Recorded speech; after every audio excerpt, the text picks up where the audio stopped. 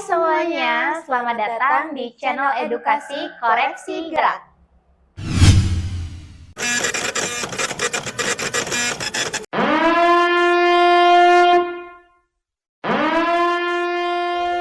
Pada video kali ini kita akan membahas bagaimana cara menggunakan alat bantu jalan berupa tongkat ataupun crutch untuk kalian yang sedang mengalami cedera ataupun pemulihan pasca operasi cedera kaki. Nah, sebelum itu mungkin di sini teman-teman sudah tahu ada beberapa jenis tongkat yang dapat digunakan. Pertama itu ada auxiliary crutch, kemudian ada elbow crutch, kemudian ada tripod, dan yang terakhir itu ada walker.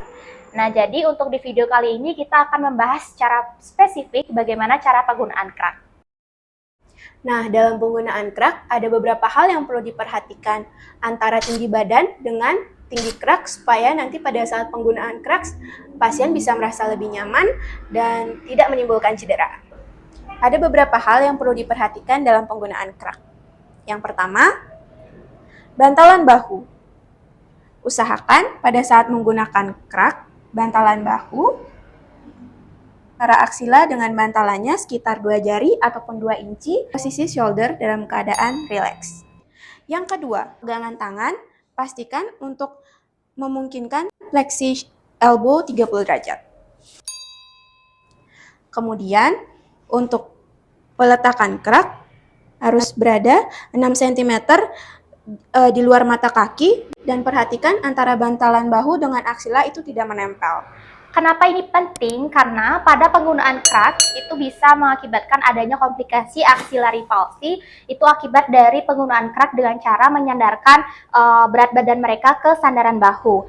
Nah, hal ini itu dapat menyebabkan penekanan pada plexus brachialis sehingga dapat menyebabkan kerusakan pada saraf radialis dan juga ulnaris.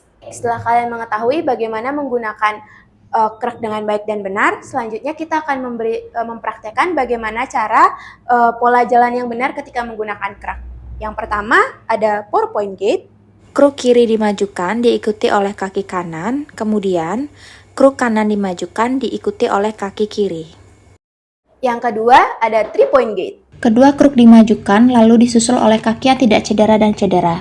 Gunakan kaki yang tidak cedera sebagai penopang berat badan. Yang ketiga ada 2-point gait. Kruk kiri dan kaki kanan bergerak maju lalu diikuti oleh kruk kanan dan kaki kiri maju secara bergantian.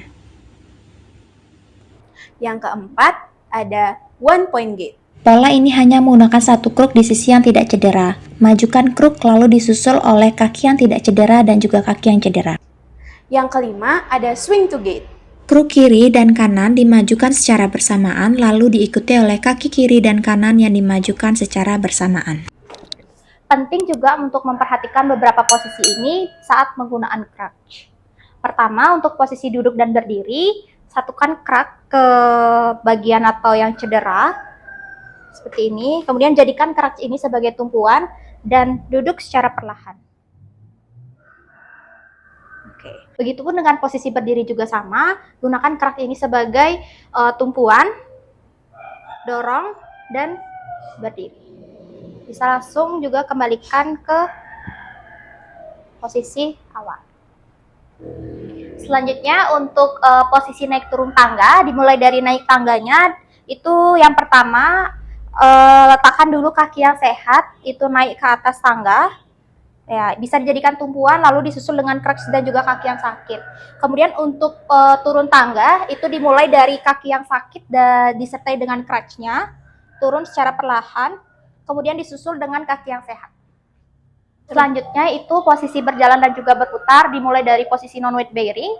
Untuk berjalannya bisa dilakukan secara perlahan dengan tumpuan crutch dan juga kaki yang sehat.